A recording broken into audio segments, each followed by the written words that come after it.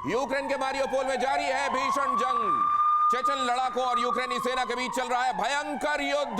दोनों तरफ से हो रही है ताबड़तोड़ फायरिंग। मारियोपोल पर कब्जे के लिए ग्रेनेड लॉन्चर से हो रहे हैं हमले। मारियोपोल पर कब्जे के लिए ये लड़ाई देखिए, ये इस जगह की तस्वीरें देखिए और सुनिए यहां से आने वाली आवाजों को।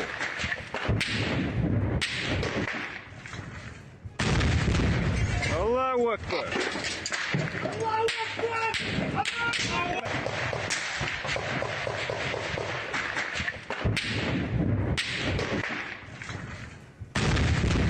अल्लाहू अकबर।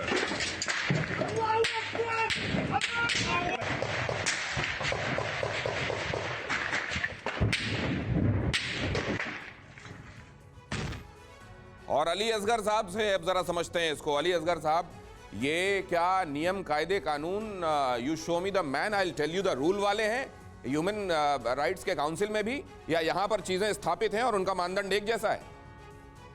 बिल्कुल सही। अभी मेरे बुजुर्ग साथी ने फरमाया कि कानून सबके लिए बराबर होना चाहिए। ये तमाम चीज़ें जो आप हमें दिखा रहे हैं और तकरीबन हम पिछले 1 महीने से ज़्यादा से इसको देख रहे हैं, इन आवाज़ों को भी सुन रहे हैं, इन बर्बादियों को भी देख रहे हैं, तो ये बिल्कुल सब साफ साफ नज़र आ रहा है। ह्यूमन राइट का तो बिल्कुल एक तरीके से वायलेशन क्या हो रहा है, बल्कि खून हो रहा है। तकलीफ होती है इन सब चीज़ों को देखकर, जो ह्यूमन राइट के अगर मद्देनजर रखते हुए हम इसकी बात करें, ये एक्ट ऑफ टेररिज्म है अगर हम पूरे तरीके पे इसको देखने की कोशिश करें। अगर आप नाम लेते हैं हिरोशिमा नागासाकी का, अगर अफगानिस्तान का, अगर पाकिस्तान का और तमाम दूसरी भी कंट्रीज का जहाँ जहाँ ऐसा होता रहा है, तो उनको कोई हम अप्रिशिएट थोड़ी कर रहे हैं। जो काम कहीं पे भी गलत हुआ उसको बिल्कुल कंडेम करना हमारी जिम्मेदारी है। और इसमें अब इस चीज़ को लेकर जिस तरीके से कत्लेआम हो रहा है, जिससे बेगुनाह लोग, जो बच्चों का अगर हम उसको देखें तो चिल्ड्रंस का राइट का भी वायलेशन हो रहा है। और सिर्फ वो मुल्क इफेक्टेड नहीं है जहां हम ये सब तस्वीरें देख रहे हैं, हम और आप को नजर आ रहा है, तमाम दुनिया के मुल्क इससे इफेक्टेड है। तमाम दुनिया है। सर, मैं ये जानना चाहता हूं आप लोगों से कि कोलैटरल डैमेज, अपने मुल्क का उदाहरण लें और ह्यूमन राइट वायलेशन, इसमें डिस्क्रिमिनेट कैसे किया जाता है सर? क्या किस मुल्क ने किया है अत्याचार, इस पर निर्भर करता है कि वो क्या परिभाषित किया जाएगा। मैं आप लोगों के पास आता हूं एक अहम खबर बताने के बाद, आपको एक बहुत अहम इंफॉर्मेशन की तरफ ले चलूंगा। रूस की ताबड़तोड़ बमबारी के बाद यूक्रेन में कयामत। मारियोपोल के मेयर का दावा, 5000 से ज्यादा लोगों की मौत। मारियोपोल में 210 बच्चों की मौत, 50 लोग आग में झुलसकर मरे।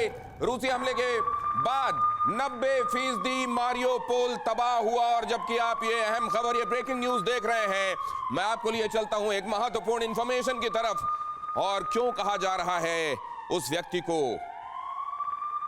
मौत का किंग, उसे क्यों कहा जा रहा है मृत्युदाता, ये जरा समझने की कोशिश कीजिए।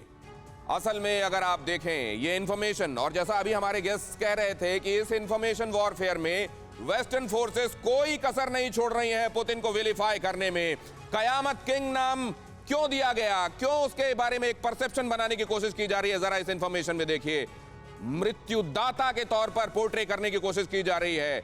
बताया जा रहा है कि मारियोपोल में पूरे शहर में 5000 लोग मारे गए हैं और अभी तो यह गिनती शुरू हुई है और यह आधिकारिक रूप से दर्ज दस्तावेज हैं जो ये बता रहे हैं। बूचा को तो पूरी दुनिया में एक उदाहरण के तौर पर प्रस्तुत कर दिया गया, क्या नहीं किया जाना चाहिए जो किया गया है। और बराक ओबामा कहते हैं कि जिस पुतिन को मैं जानता हूं वो ऐसा नहीं था, ये क्या हुआ, ये तो ये पुतिन से क्रूर और कौन हो सकता है। 400 से ज्यादा लोगों का कत्लेआम, पीछे से बंधे हुए हाथ, सिर पर मारी गई गोली, और वो तस्वीरें दुनिया के सामने आम की गई।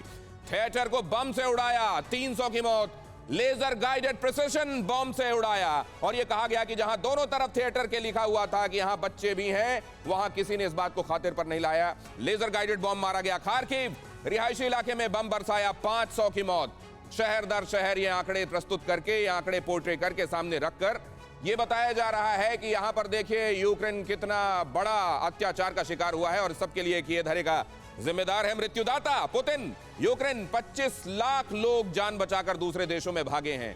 तो फिर सवाल यह है कि क्या अकेले इसके लिए पुतिन जिम्मेदार है? जड़ में कौन जाएगा, कौन देखेगा कि नेटो की तरफ किसने आल्योर किया था? बमबारी में आधे से ज्यादा शहर खंडहर हो गए। यूक्रेन ये दावा कर रहा है कि हमारे पास अब असल में कुछ बचा नहीं है सिवाय हमारी गैरत के। तो क्या वाकई कयामत का किंग है पुतिन? क्या वाकई मृत्युदाता है पुतिन?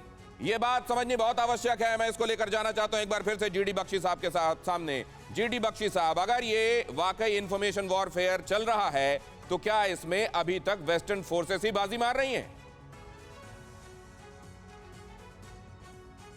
वो तो जाहिर है, क्योंकि साहब देखिए, जब इराक में लड़ाई हुई थी, बगदाद के अंदर लड़ाई हुई थी, फालुजा में हुई थी, हर बड़े शहर में हुई थी, वहां का तबाही का मंजर किसी ने देखा, किसी ने दिखाया? वेस्टर्न मीडिया ने ब्लैंक आउट कर दिया। आपने हमारे मीडिया बिल्कुल जो CNN चलाता है, जो BBC चलाता है, हम उसको रिफ्लेक्ट मिरर इमेज कर देते हैं, एको चेंबर बन जाते हैं, और तो बस केवल रूस को जो है दोषी ठहराया जा रहा है। What about the battles in Iraq? What about the battles in Syria? What about the battles in Libya? और जैसे मैं बिल्कुल सहमत हूं प्रोफेसर कपिल साहब के साथ, क्या पूरे हिरोशिमा नागासाकी में हर एक बंदा जो मारा वो जापान का फौजी था? वहां औरतें बच्चे नहीं मारे लाखों की तादाद में? वो बिल्कुल किसी ने बात करी उनके ह्यूमन राइट्स की? ह्यूमन राइट्स तो उसी के होते हैं जो अमेरिका के, जो उसके चले जाते हैं जो अमेरिका के बरखिलाफ लड़ता है या अमेरिका से जिसकी अनबन है, दुश्मनी। राइट। ये बड़ा सिलेक्टिव ह्यूमन राइट्स का साहब बहुत हिपोक्रिटिकल है।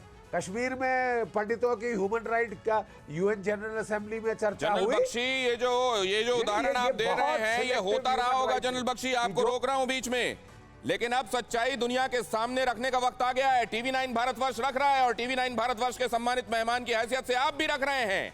अब वो नहीं होगा जो पूरी दुनिया में कैंपेन के तौर पर, प्रोपेगेंडा के तौर पर दिखाया जाता था और वो पूरी दुनिया में प्रतिध्वनित होता था, वैसा नहीं होगा। अब सच्चाई सामने आएगी और इस समय आप वही कर रहे हैं, दुनिया के सामने सच्चाई रखने का काम। लेकिन एक बात मैं समझना चाहता हूं सुनील देवरे साहब से, अगर रूस बाहर हुआ तो इसके मायने क्या होंगे? परवाह देश की, सोमवार से शुक्रवार रात 10 बजे TV9 भारतवर्ष पर।